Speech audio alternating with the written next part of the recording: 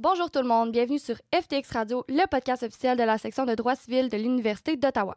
Avant de poursuivre, nous aimerions remercier le cabinet Lavery de Billy, notre commanditaire principal qui nous permet de propulser cette année notre série de balados FTX Radio. Présent dans les principaux centres d'affaires de Montréal, Québec, Trois-Rivières et Sherbrooke, Lavery est la plus importante firme juridique indépendante au Québec. Lavery, c'est la convivialité dans l'excellence. Sans plus attendre, je vous laisse à votre programme principal. Bonjour tout le monde. Bienvenue au podcast FTX Radio. Je me présente. Mon nom est Basma. Et moi, c'est Anne-Sophie. Aujourd'hui, sur ce nouvel épisode du podcast, nous allons discuter du droit notarial. Nous avons parmi nous Maître Chloé Bérubé, notaire avec Gagné Isabelle Patry Laflamme et associée, aussi connue sous le nom de PME Internotaire, où elle travaille dans le domaine du droit des affaires. Maître Bérubé a obtenu sa licence en droit de l'Université d'Ottawa en 2010. Après avoir obtenu sa maîtrise en droit notarial en 2011, elle a été admise à la Chambre des notaires du Québec l'année suivante. Elle siège au conseil d'administration de la Fondation de l'Université du Québec en Outaouais et est une membre de l'Association des professionnels et d'entrepreneurs de l'Outaouais. Pour commencer, je tiens à vous remercier d'avoir accepté notre invitation. Bonjour, Basma et Anne-Sophie. Ça me fait plaisir. Merci à vous pour l'invitation. Donc, voulez-tu que je commence avec la première question? Oui. Donc, premièrement, on aimerait savoir quelle étude il faut faire pour devenir notaire? Ben là, vous l'avez vu, Basma m'a dévoilé mes années. Mais honnêtement, le processus, je crois que les étudiants au bureau m'ont informé qu'il avait un peu changé, mais c'est essentiellement la même chose qu'un avocat. Donc, on fait nos 3 ans de licence, pareil comme un avocat. Ensuite, on applique soit au barreau ou à la maîtrise. Donc, pour être notaire, c'est vraiment la maîtrise. Dans mon temps, c'était comme 1 an et demi. Ensuite, on avait un stage de 8 mois, puis ensuite, on devenait notaire. Je pense que ça a légèrement changé, mais en gros, le temps reste quand même sensiblement le même. Le même. Puis, comme on peut tout de suite tomber dans le sujet, là, en fait, nous, on fait un podcast aussi pour un peu informer les gens à titre informatif parce que on trouve que pendant le bac, pendant la licence, qu'on n'aborde pas beaucoup le sujet du droit notarial. Donc, en gros, qu'est-ce que ça fait, un ou une notaire? En droit des affaires, puis je vais faire un aparté parce que je trouve ça un peu dommage. Dans mon temps, c'était comme ça. Là, on retourne 12-13 ans en arrière, puis je comprends que c'est encore comme ça, de ce que tu me dis. Puis quand j'étais à mon bac, à ma licence, les cours de droit de l'entreprise 1, 2, la fiscalité, tout ça, c'était des cours qui me levaient le cœur. Je comprenais pas pourquoi les gens y aimaient ça, puis je suis comme jamais je vais faire ça. Puis je travaillais à ce moment-là dans un bureau de notaire, mais je travaillais en immobilier résidentiel, fait que achat de maison, testament. Puis j'aimais vraiment ça. Puis moi, c'est là-dedans que je veux travailler. Je vais devenir associée au bureau où je travaillais. Puis c'était ça que j'allais faire de ma vie, tu sais. J'ai fait ça, quand je suis devenue notaire, j'ai fait ça pendant 3 ans, droit immobilier résidentiel. Puis une associée en droit des affaires, Michel Lafontaine, à ce moment-là, on avait travaillé ensemble sur un dossier pour le déficit santé au profit de la Fondation à ce moment-là, puis ça avait super bien été, puis elle est comme « Hey, ça te tenterait-tu, toi, de venir essayer le droit des affaires? » tu sais. Là, moi, je suis comme « Pourquoi elle me parle de ça? Je n'ai jamais eu de l'intérêt pour ça, ça fait aucun sens. » J'ai dit « OK, je vais faire un deal avec toi. » Moi, ça faisait déjà 3 ans que je travaillais. Je développais ma clientèle, je travaillais avec plein de courtiers, puis j'avais du fun. J'ai dit « Je vais aller l'essayer 6 mois, mais si j'aime pas ça, je vais être capable de retourner dans l'équipe où je suis présentement. Ouais. » Elle m'a dit « Deal. » Je pense qu'après 2 mois, je ne retourne plus jamais en ouais. Vraiment, là. Puis quand je vous dis, j'aimais pas les cours, j'aimais vraiment pas les cours. Ouais. Au moment où je les ai faites, puis au moment où je faisais mon droit de l'entreprise, c'était juste des avocats qui pouvaient travailler en droit des affaires. Puis comme pour nous, c'était pas une possibilité. Fait que j'ai tout de suite essayé. Puis qu'est-ce qu'on fait pour répondre à ta question? On fait exactement la même chose qu'un avocat qui ne fait pas de litige en droit des affaires. Mais on fait même un peu plus. Fait que on fait des incorporations, des conventions entre actionnaires, on fait des ventes d'actions, des acquisitions d'entreprises, des réorganisations fiscales. Ça, c'est ce que j'aime le plus faire. On reçoit des mémos de fiscalistes, on met en place des structures, des fiducies, des compagnies. Fait que c'est très, très, très varié parce que les types de mandats qu'on fait comme notaire en droit des affaires, ça n'a quasiment pas de limite. Là. Tout ce qui touche à l'entreprise, essentiellement, on peut le faire. C'est juste à nous de décider jusqu'à où est-ce qu'on veut pousser notre expertise. Mais comme notaire, l'avantage qu'on a, que les avocats ne peuvent pas faire, puis ça m'arrive de devoir travailler en collaboration avec des avocats dans des dossiers de réorganisation fiscale, par exemple, qu'un avocat recevrait. Puis là, dans les instructions, ils demandent de mettre en place une fiducie. Une fiducie, ça doit être fait par acte notarié. Fait qu'à ce moment-là, moi, je vais me retrouver à faire la fiducie, puis l'avocat, le reste de la transaction. Fait que quand on est notaire, ben j'ai pas besoin de l'aide de personne, je suis capable de tout faire. S'il y a un financement sur un immeuble commercial, un achat d'un immeuble commercial, les hypothèques, c'est des actes notariés. Fait qu'encore une fois, quand on parle de financement, on a des clients dans la région, là, Ottawa-Gatineau, c'est des gros financements, là, 10, 15, 20, même jusqu'à 40 millions. Nous autres, on est notaires, on est capable de faire ça. Fait que vraiment, là, c'est exactement la même chose qu'un avocat, mais on fait pas de litige. Oui, puis c'est drôle parce que les cours que vous avez mentionnés, sont moins intéressants pour quelqu'un qui... Surtout, je dirais, pour les gens qui aspirent pas nécessairement au droit des affaires. Puis moi, c'est l'inverse. Je les ai trouvés intéressants parce que j'ai pu pratiquer en droit des affaires dans le cabinet de notaire que je suis avant de faire ces cours-là. Fait que là, moi, quand je suis tombée là-dedans, c'était tout du concret. J'aimais tellement ça. Fait que c'est ça, c'est drôle de voir que... Tu sais, je trouve qu'on... Justement, on manque un peu d'informations là, à la licence. Je pensais juste durant la conversation qu'on parle souvent voici les cours que vous êtes suggérés à prendre pour le barreau, mais j'entends moins pour OK, vous devrez peut-être prendre ces cours-là si vous voulez faire une maîtrise. Oui, c'est vrai. C'est vraiment de notre propre volonté, il faut aller faire des recherches. Des recherches. Puis pour faire un aparté, Basma me demandait en route par ici, t'es comment? Ça fait-tu longtemps que t'es pas revenue? Parce que ça fait un bout, là. Je suis comme, ouais, ça fait... En fait, je suis pas vraiment revenue, sauf l'année passée, j'étais revenue pour la journée carrière. Puis, t'as toujours, quand il y a les expositions de la journée carrière, tu sais, je me rappelle, puis c'est encore la même chose, là, t'as comme les gros bureaux d'avocats, là, dans un coin super cool, là, puis là, t'as comme les notaires sur le côté. Puis là, moi puis mon collègue Mathieu, qui travaillons en droit des affaires au bureau, on a dit, bon, on va aller faire un tour, puis on va essayer de leur dire que c'est cool d'être notaire en droit des affaires aussi, tu sais. Je sais pas combien d'étudiants, surtout des hommes, qui passaient, tu sais, devant la pancarte, puis j'avais fait exprès, j'avais amené notre roll-up de droit des affaires, notaire, on les voyait, là, ils marchaient, puis ils regardaient la pancarte, là, puis là, droit des affaires, notaire. Là, tu le voyais, la confusion, puis j'étais comme...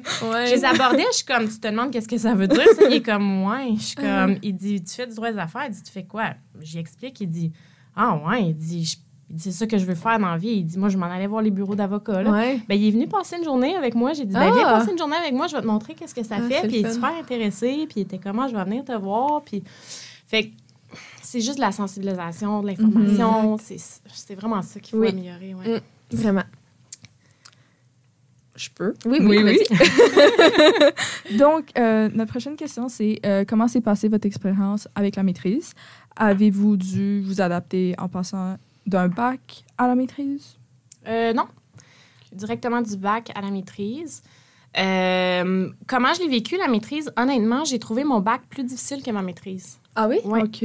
Vraiment beaucoup. Puis là, ça, c'est dans le temps. Là. Je ne sais pas si ça a changé, mais dans le temps, la maîtrise, c'était comme la base 101 vraiment du droit notarial, plus, je dirais, général standard. Là. Fait que les recherches de titres un peu, rédiger une déclaration de transmission pour les successions, rédaction d'une vente d'un immeuble très simple. C'était vraiment la base du notariat. Puis ça faisait déjà 4 ans que je travaillais, moi, comme étudiante dans un bureau de notaire en droit immobilier résidentiel. Fait que quand tu me disais, va faire une recherche de titre au registre foncier, c'est ce que je faisais, j'avais pas de problème. Tu me disais, rédige un acte de vente, j'en avais rédigé déjà une centaine. Prépare un contrat, mettons, pour une limitation de mandat ou quelque chose comme ça. Tu sais, j'avais accès à toute la base de données au bureau. Fait que, honnêtement, comme mon conseil là-dessus, c'est, si vous avez la chance, comme étudiante, allez travailler dans les bureaux de professionnels, que ce soit des avocats, des notaires. Puis souvent, quand vous allez arriver à la maîtrise, puis dans la vraie vie, vous allez voir que la licence puis la vraie vie, c'est pas exactement pareil. Ouais. On apprend les articles du code, puis on se met des post-it, tout ça, mais comme... Des fois, il faut utiliser notre logique. Là. C'est pas nécessairement écrit noir sur blanc. Oui, non, c'est ça. Puis si on compare, par exemple, la maîtrise versus être sur le terrain, est-ce que vous trouvez qu'on est quand même bien formé quand on sort? Est-ce que... C'est dur à dire, hein. C'est que C'est beaucoup du cas par cas aussi. Oui, je vais répondre à une autre question que j'ai vue là-dedans. Dans le fond, c'est que quand tu es notaire, tu peux faire plein d'affaires. Tu peux être notaire généraliste, faire un peu de tout. Mais nous, au bureau, la façon qu'on fonctionne, c'est qu'on est une trentaine de notaires, puis on a toutes nos spécialités. Puis là, je parle du droit des affaires, je parle du droit de la personne, règlement de succession, je parle des procédures non contentieuses, je parle rédaction de testament mandat, je parle de la copropriété, c'est vraiment une spécialité en soi, produire une déclaration de copropriété, modifier ça. Le droit agricole, on a Mireille Allary, qui est une des meilleures au Québec en droit agricole. Elle, des quotas de vaches, des quotas de moutons, là, elle transfère ça, ça va. Les fermes, tu sais, les transferts de fermes, on a un bureau à Charville, justement, fait qu'on travaille beaucoup avec les fermiers. Puis c'est le fun parce que souvent, moi et Mireille, on travaille ensemble parce que c'est des entreprises, les fermes. Oui. Fait que moi, il faut que j'apporte, tu sais, ce que je sais. Elle apporte assez en agricole, puis on avance avec ça. Puis là, j'ai même pas effleuré puis l'immobilier résidentiel, évidemment, l'achat de maison et tout ça. Puis il y a plein d'autres choses. Fait qu'à la maîtrise, en 1 an et demi, c'est impossible que tu sois préparé pour faire non, c'est ça. Fait que je te dirais qu'un notaire qui veut faire de l'immobilier résidentiel, achat, vente de maison, testament, mandat, la maîtrise nous préparait à ce moment-là quand même assez bien. Okay. Mais je pense que ça pourrait être encore plus pratique. OK. Ouais. D'aller chercher un peu plus d'expérience. Peut-être qu'ils se sont améliorés. Là, j'ai pas, c'est dur. Pour moi, j'ai la refaire aujourd'hui, peut-être que je vous dirais c'est fantastique, mais c'est ça. Vous parlez souvent de votre expérience en tant qu'étudiante. Vous avez travaillé dans un cabinet notaire. Comment ça a été? Est-ce que vous croyez que ça a été une très bonne fondation pour votre futur? Le chemin que vous avez pris après vos études, est-ce que ça a aidé? Ou pour vous, ça a été plus pour voir... Tu sais, comme il y a des emplois qu'on fait en tant qu'étudiante parce que c'est un emploi, ou est-ce que ça a vraiment aidé? Vous avez acquis des habiletés que vous n'auriez pas eues autrement? Bien, certainement. Dans mon cas, j'ai un parcours assez atypique dans le sens où j'ai commencé à travailler au bureau. Je travaille encore en 2007. Comme étudiante, j'étais même pas à la licence encore quand j'ai commencé. J'étais en train de faire un certificat à l'université parce que j'ai pas fait de cégep, là, fait que le secondaire puis le bac en droit, ça prenait comme un plus. Fait que, tu sais, quand je suis arrivée là en 2007, je savais que je voulais être notaire. Je savais que je voulais comme devenir associée. J'ai toujours eu ça dans la tête. Fait que oui, ça m'a permis de faire en sorte que, tu sais, je suis devenue quand même associée rapidement. J'ai eu la carrière que je voulais assez rapidement parce que j'ai pas essayé plusieurs choses. J'ai pas... j'aurais pu, là, pendant que j'étais étudiante, me promener, essayer avocat, peut-être notaire, avocat litige. J'aurais pu essayer de faire ça, mais j'étais tellement mindée, je savais tellement ce que je voulais faire que je suis rentrée là. Puis c'est sûr qu'au bac puis à la maîtrise, ça m'a aidé énormément. Parce qu'à chaque fois qu'on voyait quelque chose de théorique, j'étais capable de l'assimiler aux pratiques. Quand on parlait d'hypothèque, les sûretés, tu lis le code civil des sûretés, puis quand t'as jamais vu une hypothèque, tu fais comme... Ça veut dire ça ressemble à quoi? Mais moi, je savais, une hypothèque, c'était un document genre de 45 pages que si tu veux t'endormir le soir, t'as de la misère, tu le lis, puis c'est sûr que tu t'endors, tu sais. Puis je sais les clauses qui sont dans une hypothèque. Là, tu connais les modèles de la Caisse, tu connais les modèles de la Banque de Montréal, tu les connais tous. Puis souvent, mes amis venaient me voir, ils sont comme « Hey, tu penses-tu qu'au bureau, là, tu pourrais m'imprimer un modèle d'une hypothèque, voir qu'est-ce que ça a l'air? » Parce que pour eux, c'était tellement comme « OK, mais ça ressemble On est jeunes, là, tu sais. Il n'y a pas personne qui a des maisons. Ben peut-être oui, là, mais tu sais, on n'a jamais procédé à l'achat d'une maison. On ne connaît pas le processus. Ben juste, ça me fait penser à mon cours, justement, à droit d'entreprise. J'avais une de mes amies, quand on parlait du capital action, elle me dit, mais c'est quoi un capital action? Ça veut dire quoi? Ça ressemble à quoi? Là, tu sais, j'essayais d'y expliquer c'était quoi parce que j'en avais déjà vu, parce que, tu sais, j'en montais des capital action.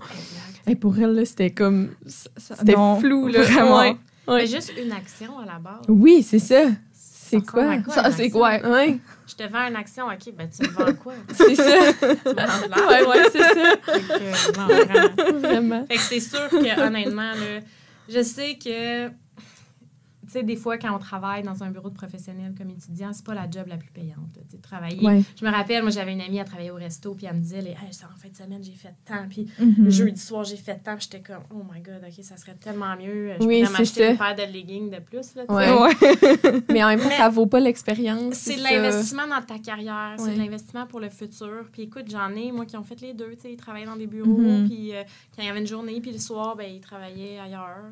Fait que, c'est ça. Puis par rapport à... Ça m'a fait penser, là, tu sais, de devenir associé, tu sais, là, vous avez mentionné que vous avez comme toujours travaillé pour le même Oui, bureau. le même bureau. Ouais. Ouais. Pour devenir... Tu sais, ça vous a permis de devenir associé plus rapidement. Est-ce que... tu sais, je sais pas, la différence entre soit... Tu sais, si, exemple, une opportunité vient à nous de... on rentre dans un plus petit bureau puis on a plus de chances de devenir associé rapidement versus on rentre dans une plus grande boîte que, tu sais, peut-être que ça peut être dans plus longtemps ou voire peut-être pas. Tu sais, est-ce qu'il y a...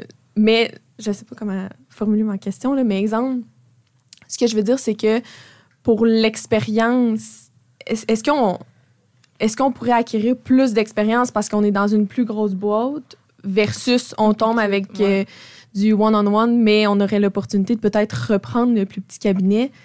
Qu'est-ce que... C'est sûr que c'est une question difficile à répondre parce que les deux, ça dépend de toi, tu sais. Il y Oui, a c'est des pas gens tout le monde qui veut ben, devenir associé non plus. là. Puis de Ouais. moins en moins, Oui, vraiment. là, ouais. on regarde les étudiants, nous, de moins en moins, ouais. ils sont comme, non, ça me fait peur. Mais c'est correct, là. Puis ça, c'est pas fait pour tout le monde. Puis deux, l'autre chose que je dis à beaucoup d'étudiants, comme mes amis de l'université, avec qui, tu sais, je parle encore de temps en temps, c'est correct, tu sais, comme on travaille pas tous dans le même gros bureau. Il y en a qui disent, ben moi, je veux avoir mon bureau, je veux me partir ça toute seule. Moi, je veux travailler dans un bureau où est-ce qu'on va être 2, 3. Moi, j'avais le goût de travailler dans un gros bureau. Puis tout ça, c'est correct. Ça dépend de notre personnalité, ça dépend de qu'est-ce qu'on veut de un. Ouais. Fait que faut être heureux, tu sais. À la base, il faut aimer ce qu'on fait, il faut que ça nous tente de se lever le matin pour aller travailler. Fait que si moi, ce qui me rend heureux, c'est d'aller dans un plus petit cabinet. Après ça, l'association, honnêtement, que tu sois dans un petit cabinet, dans un gros cabinet, si c'est vraiment ça que tu veux, ça va arriver. Ouais, c'est ça. Tu sais, puis tu vas travailler pour, Ouais. puis tu vas faire ce que ça prend pour. Comme on le voit, là, tu sais, les jeunes étudiants qui pensent vouloir devenir associés, ben ils vont venir nous voir, ils vont dire « OK, ça prend quoi pour devenir Moi, je suis associé? intéressée. Dis-moi là, je veux savoir. » Puis on le voit, là, ils vont faire les efforts, ils vont aller chercher de la clientèle, ils vont faire des 5 à 7, ils vont faire du développement. Ils sont motivés, là, parce que c'est ça qu'ils veulent. Puis ils vont y arriver, que ce soit dans un petit bureau ou dans un Ouais. gros bureau. Oui, je comprends. Fait que, Puis si je fais le parallèle un peu avec le droit des affaires, tu sais, par exemple, quelqu'un qui entre dans un plus petit cabinet qui font pas nécessairement de droit des affaires, mais qui aspire à faire ça, tu sais, avec la maîtrise puis les études qu'on a, est-ce qu'on... Y a-t-il une façon qu'on soit capable de s'auto-former pour devenir... Tu sais, je veux dire, c'est surtout avec l'expérience de quelqu'un d'autre, là, souvent Exact, qu'on parce se... que ça peut aussi s'appliquer pour d'autres domaines qui sont moins appris traditionnellement en cours à l'école. ben, le Comment? droit agricole, mettons. Ouais, Ouais. par exemple. Donc, comment est-ce que, comme tu as dit, comment est-ce qu'on se forme? Oui, tout c'est ça. ça. Je pense que ça se fait. Est-ce que moi, je l'aurais fait? Jamais. C'est ça que je travaille dans un bureau où j'ai une grande équipe. Mais tu sais, je regarde mes associés plus vieux, mettons, qui sont dans des spécialités comme Mireille Allary, là, qui est en droit agricole. Elle a commencé dans son bureau, puis elle s'est formée, puis... tu sais, il y a tellement de ressources aujourd'hui. Il y a les formations, que ce soit Oui. les formations de la Chambre. Puis il y a plein d'autres associations. Comme en droit des affaires, nous, c'est la PFF, qui est une association principalement pour les fiscalistes à la base. OK. Mais en droit des affaires, il y a des formations qui sont extrêmement pertinentes. Fait que, tu sais, on a accès à tout ça, la doctrine. Puis, dans le fond, nous, dans le réseau PME, internotaire, c'est comme, je veux dire, une bannière, là, mais c'est pas une bannière. Là. Fait que PME, il y a des bureaux à travers le Québec. Fait qu'il y en a à Montréal, il y en a un petit peu partout là, dans plein de villes. Puis il y a un comité agricole où est-ce que tous les notaires du Québec qui se spécialisent en droit agricole dans PME font des rencontres par mois. Fait que, tu sais, Mireille me dit, ben moi, je me tiens à jour dans ma formation, puis je m'aide à me former avec tous ces spécialistes-là. Fait que quand tu es seul, tu sais, puis tu dis, le bureau de droit des affaires, en passant, là, le bureau chez nous, John puis Michel, qui étaient les deux associés, les deux premiers associés en droit des affaires au bureau, c'est eux qui ont parti le département. Wow. De zéro, là. Ouais. Fait que, tu sais, ils se sont formés, puis ils ont appris, puis ils ont eu différents mentors qui n'étaient pas nécessairement des notaires du bureau. Ouais. Là, tu sais. Hmm. Fait que, ça Puis les formations de la Chambre des notaires, ça ressemble à quoi? C'est... on s'inscrit en ligne puis on reçoit une vidéo. Oui. Ouais, Non, c'est un c'est peu super ça. bien fait. Pour vrai, OK. là, ils ont un portail maintenant, ça s'appelle Cognita. Puis il y a des formations dans tous les domaines. C'est sûr que, mettons, les formations spécialisées en droit des affaires, souvent, ça va être des formations plus de base. OK. C'est la vente d'entreprise, quels sont les principaux points, mettons, à se rappeler. Ouais. Fait que c'est la base, mais quand tu te retrouves à faire une entreprise, une coupe de millions, puis que c'est genre une pharmacie, là, Ouais. tu as à délai avec les médicaments, puis que c'est super réglementé, puis tout ça, ben ça va pas t'expliquer tout en détail. Fait que c'est pour ça que je dis, il faut pas se gêner à aller trouver des formations en droit des affaires dans d'autres associations ou ailleurs. Tu sais, même OK. de faire des formations de l'école du barreau. Mhm. Je veux Ouais. dire, je suis sûre, j'ai jamais eu à le faire, mais comme nous, on a une avocate qui travaille en droit des affaires avec nous au bureau, elle aurait le droit de s'inscrire à une formation, Ouais. d'écouter une formation avec nous de la Chambre des notaires. Ouais, je comprends. Fait que non, c'est d'aller chercher le plus dans ton domaine. Puis il y a plein de belles formations, là, que ce soit... Nous aussi, dans le réseau PME, il y a des formations. Il y a comme un congrès là, du réseau à chaque année. Puis il y a des formations par des spécialistes qui viennent de partout. là. OK. Puis est-ce que ça arrive que, par exemple, tu as une question sur un sujet X, puis que au bureau, personne n'aurait la réponse, par exemple, là, d'aller contacter quelqu'un d'externe pour avoir la plus ou moins? Ça nous est jamais vraiment arrivé parce qu'on est vraiment une grosse Oui, équipe. c'est ça. Puis honnêtement, si on connaît pas la réponse, ben on va se mettre à 4, on va chacun ouvrir un livre de Trouver. notre côté, puis on Ouais. va la trouver, la réponse. tu sais. Puis ça peut arriver à l'inverse de quelqu'un qui est plus, mettons, seul ou qui a plus une petite équipe qui pourrait s'informer auprès de vous comment ça pourrait fonctionner. Absolument. Oui? Oui, OK. puis ça arrive régulièrement. Puis j'ai une ou deux amies qui m'appellent de Ouais. temps en temps, là, qui sont dans les petits bureaux. Puis moi, ça me fait tellement plaisir, pour vrai, comme juste de partager ça. Puis des fois, ils t'amènent un point de vue différent aussi sur des questions. Fait que non, oui, ça arrive. OK. Puis on a même des notaires, on a beaucoup de notaires quand même de la région qui nous réfèrent des dossiers quand c'est trop complexe. Ouais. Tu sais, des successions compliquées Ouais. ou des dossiers de droit des affaires compliqués. Puis ils sont comme, ah, moi, je touche pas à ça. tu sais, tu sais. Ouais, Fait c'est que, ça. on s'entraide, là. OK. OK. Vas-y. OK. Donc, la prochaine question. Pourquoi avez-vous choisi la profession de notaire plutôt que celle d'avocat? La réponse est simple. À chaque fois que je compte cette histoire-là, les gens ils trouvent ça drôle. Mais mon père est entrepreneur général. Son notaire était au bureau. Fait que depuis que j'ai 10 ans que je sais que je vais être notaire. Là, juste parce que je suivais mon père partout quand j'étais jeune. Puis il m'apportait souvent chez le notaire avec lui. Puis là, il allait voir son notaire. Puis il mettait les plans sur le bureau. Puis des certificats de localisation. Puis il parlait d'affaires. Puis moi, ça m'impressionnait donc. Là. Puis je voulais vraiment faire comme le monsieur. J'étais comme, c'est ça que je veux faire. Honnêtement, j'ai jamais... Puis les avocats, moi, je voyais ça plus comme litigieux, tu sais, comme là, maintenant, avec ce que je sais maintenant, je vois que j'aurais très bien pu être avocate en droit des affaires, tout ça. Mais pour moi, la confrontation, je vis pas très bien avec ça. Ouais. Fait que, tu sais, c'était sûr que j'allais pas faire de litige, mais encore une fois, tu sais, même à l'école, on dirait comme c'est avocat de litige. Tu sais, on Ouais. dirait que c'est ça. Oui, c'est ça, Si t'es vraiment. avocat, il faut que tu sois avocat de Ouais. litige. Ouais. C'est vrai. Si tu fais pas de litige, t'es pas un cool avocat. C'est vraiment axé sur Encore, ça. hein? Ah oui, oui, oui, oui. Oui. Fait que c'est pour ça qu'on dirait que j'ai jamais été tentée de faire comme je vais aller voir c'est quoi. Je suivais mon chemin. Puis, OK. Ouais. Puis, par rapport à être confronté, c'est quoi les principaux défis auxquels un notaire pourrait être confronté versus sa responsabilité, la responsabilité d'un notaire? Ben, la réponse est simple. Hein. Quand on est un professionnel, ben, c'est tout le temps notre faute. Ouais. Ouais. C'est vrai. Dès que les clients ils ont un problème ou, tu sais, je sais pas, il y a un problème dans une transaction ou il y a quelque chose qui fonctionne pas, ben, la première personne qui vont appeler, c'est nous autres, puis c'est comme, qu'est-ce que t'as fait? C'est toi qui n'as pas fait ta job correctement, puis c'est ci, puis c'est ça. Fait que je dirais que c'est sensiblement ça, tu sais, puis il va falloir se battre contre ça toute notre vie. On a une assurance responsabilité, puis je pense qu'il faut juste pas avoir peur. Je réalise que beaucoup, les étudiants, ils ont peur de se faire poursuivre. Puis ils ont peur d'aller signer, d'aller rencontrer un client, puis signer un acte notarié, puis engager sa responsabilité. Ça leur fait peur. Oui. Mais ça, je pense que c'est comme, genre, sauter en bungee. J'ai jamais sauté en bungee, fait que je sais pas comment ça, mais tu sautes une fois, puis la deuxième fois, c'est moins pire, puis la troisième fois, puis après ça, ben c'est comme, c'est correct. Ça devient la norme. Oui, c'est un peu ça, puis c'est normal que ça te stresse ton premier rendez-vous, puis ton deuxième, puis ton troisième, puis jusqu'à temps que tu en aies fait au moins 50. Mais quand on fait bien notre job, puis surtout si on est entouré d'une bonne équipe, on a une assurance responsabilité qui est là pour nous protéger si jamais on a fait des choses. Puis comme, honnêtement, sinon, on n'a pas rien à avoir peur. Là. Ouais. OK. Mais ça revient souvent. Oui. Tu t'as fait appeler, c'est comme, appelle le notaire, c'est sûr, c'est de ta faute. Oui, c'est ça. Quelles compétences sont essentielles pour réussir en tant que notaire, selon vous? Ça dépend de ce que vous voulez faire.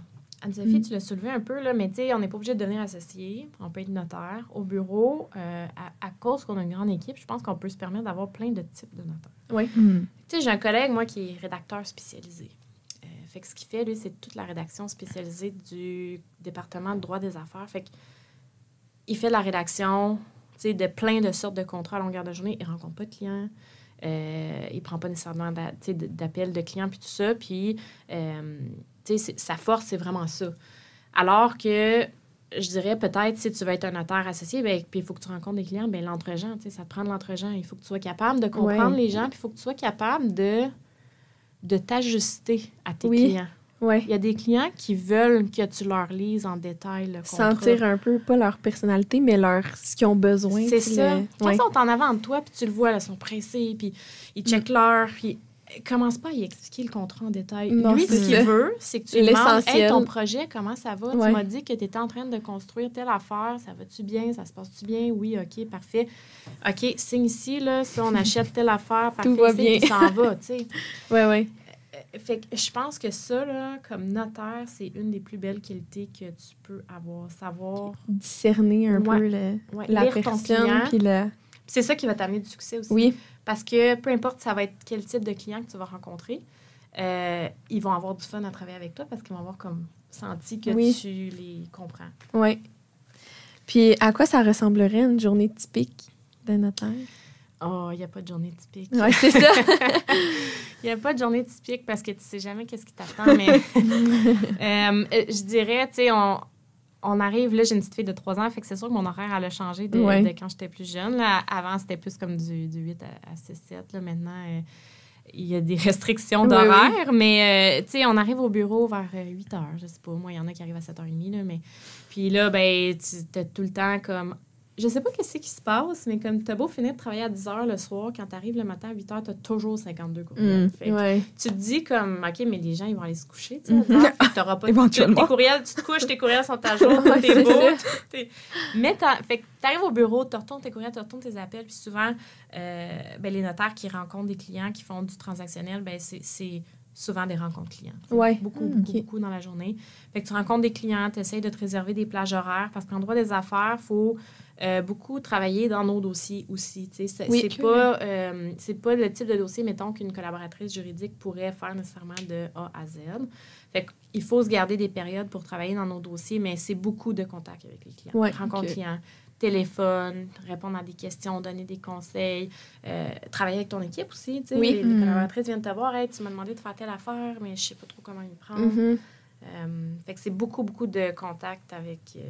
les gens, fait que c'est super le fun. Oui, sûrement.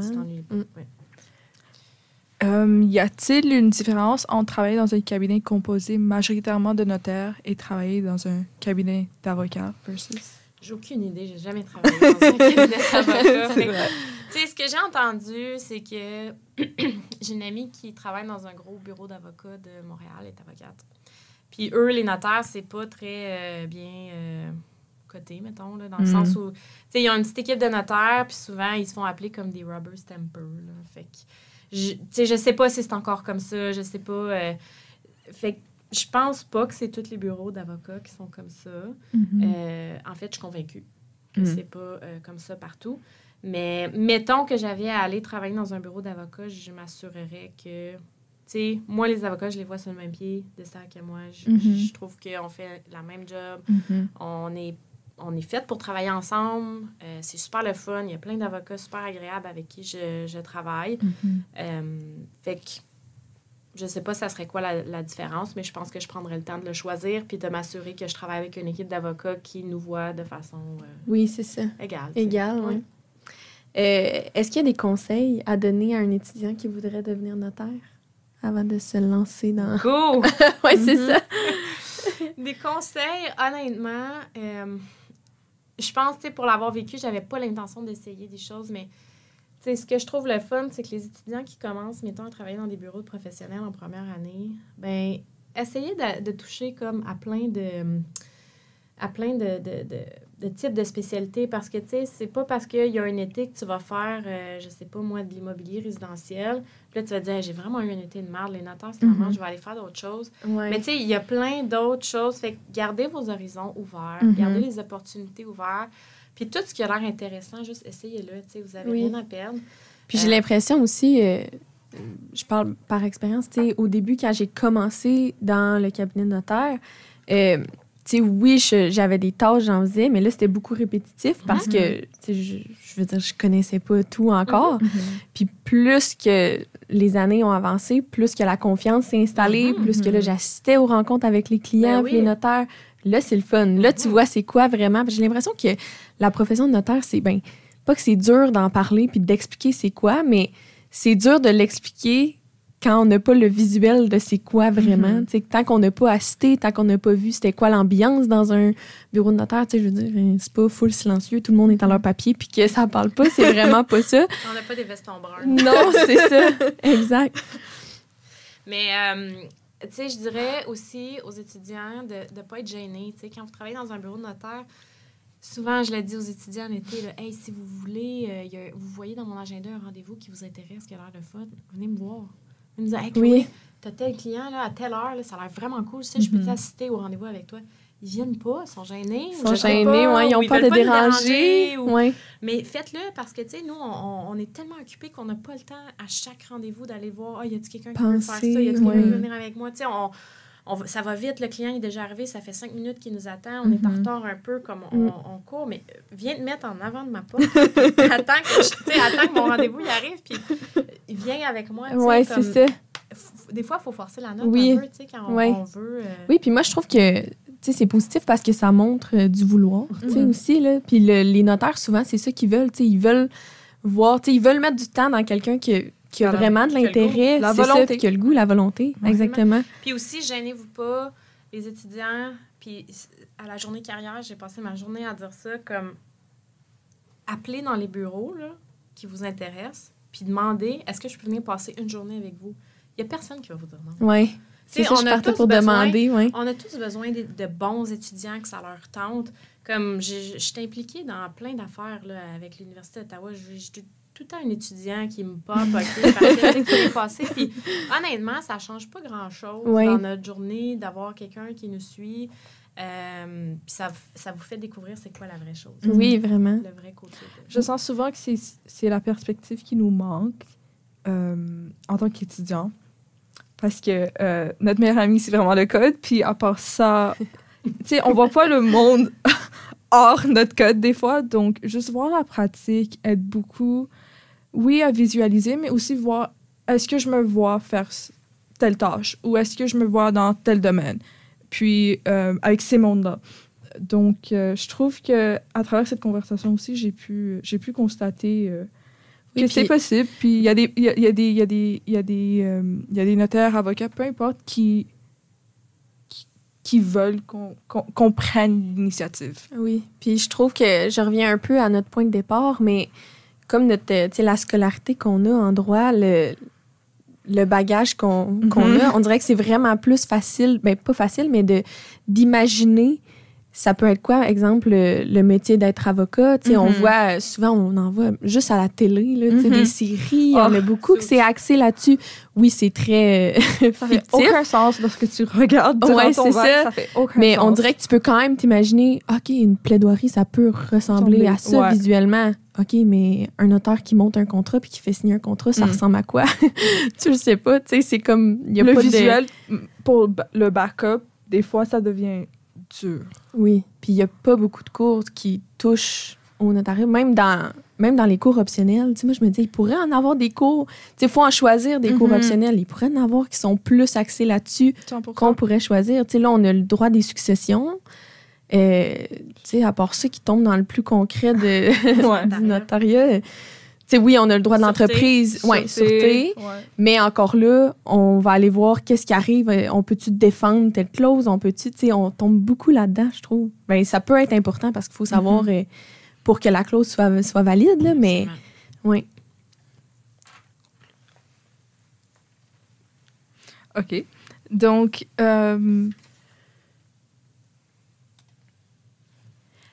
Est-ce qu'il y a des dossiers que vous faites qui pourraient être envoyés aux avocats? Certainement. Puis c'est le fun que tu amènes cette question-là parce que hier, justement, tu sais, il faut travailler en collaboration avec les avocats. C'est super important parce que, tu sais, quand il y a une chicane, nous, comme notaire, on n'a plus le droit de rester impliqué dans le dossier. Ça m'est arrivé hier, justement. J'ai fait une convention entre actionnaires il y a 3-4 ans. Puis, quand je l'ai faite, j'étais vraiment comme notaire neutre. Là. J'agissais pour les deux. J'avais offert aux clients, à ses partenaires de l'autre actionnaire, je leur avais dit, si vous souhaitez aller vous faire conseiller ailleurs, vous avez le droit, mais moi, je dois agir quand même de façon neutre. Puis je vais vous donner l'information égale, équivalente à tous les deux. Puis je vais vous conseiller du mieux que je peux à tous les deux. Puis tout le monde était bien à l'aise avec ça parce que ça allait bien, puis tout le monde s'aimait, puis la vie était belle. Là, 3 ans plus tard, ils s'aiment un peu moins. Fait que là, ben, j'ai chacun d'eux à intervalles différents, qui se sont mis à m'envoyer des courriels. Je veux la convention entre actionnaires, puis je veux ci, puis là, enlève-les du registre des entreprises du Québec. Mais tu sais, je peux pas faire ça. Je peux pas juste enlever des actions à quelqu'un sans Non, c'est ça. autorisation. Fait que là, je me suis dit, OK, ça marche plus, ça y va plus. Puis hier, j'ai envoyé un courriel à tout le monde dans ce dossier-là parce que j'avais l'impression qu'un des clients, il me poussait à faire des choses que les autres n'étaient pas au courant. Puis là, j'ai l'avocat d'une des parties qui m'appelle. Super fin. On connaît bien le bureau, puis on travaille souvent avec eux, tu sais, puis il a envoyé une offre selon ma convention entre actionnaires, tu sais, puis il l'a regardé, tout ça. Puis c'est toujours un peu stressant pour nous parce qu'on se dit, tu sais, nous, on n'en fait pas de litige. Fait que les conventions qu'on rédige, quand les avocats les mettent en pratique au niveau du litige, comme, est-ce que c'est quand même bien ou ils sont comme, oh my God, il faut vraiment que puis je là, ils deal. vont tout tester, les petites... Ils vont essayer de trouver toutes les petites failles. C'est ça. Puis là, t'es comme, oh mon Dieu, OK, j'espère que j'ai fait une bonne job. Puis là, tu te mets à réfléchir, tout ça, parce que c'est quand même rare que ça arrive. Là, peut-être 1 ou 2 fois par année qu'on a des gens qui vont chicaner puis qui vont vraiment avoir besoin d'utiliser la convention. Fait que je jasais avec lui, puis j'ai dit, hey, on jase pour jaser, là, mais comme, tu sais, vu qu'on se connaît, comme, y a-tu quelque chose dans ma convention que t'es comme, oh my God, j'aurais aimé mieux pas être obligée de dealer avec cette clause-là, tu sais.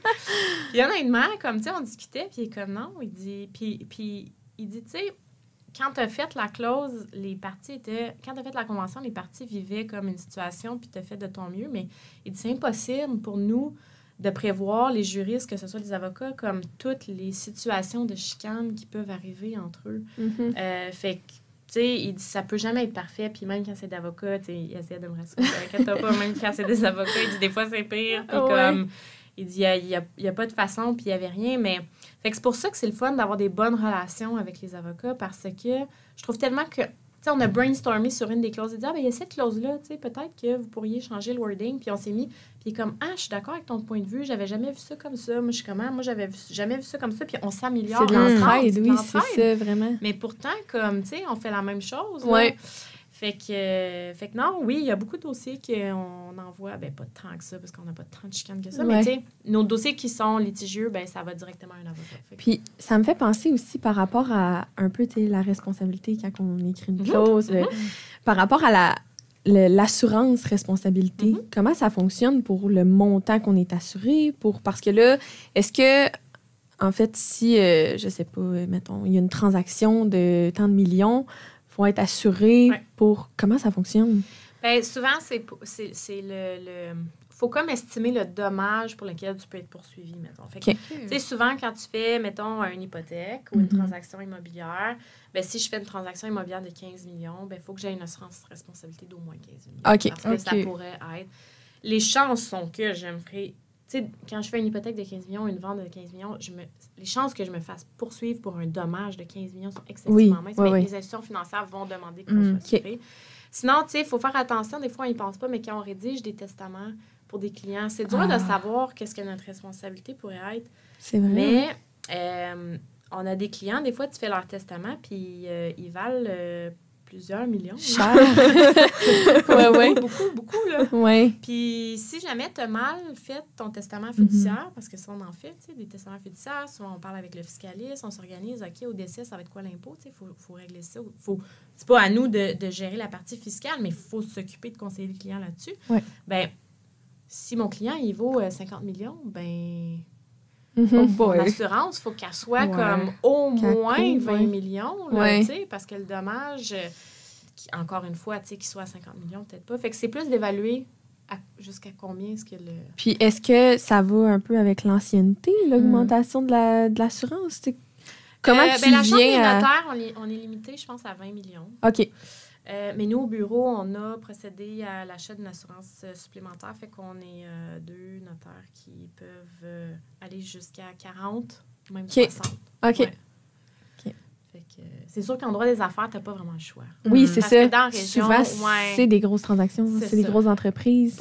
Pas souvent, non? Comme plus petites, mais comme... C'est sûr que c'est souvent en haut d'1 million. Là. OK, ouais. Mais, tu sais, c'est pas souvent 20, puis 40, puis 60. Oui, c'est ça.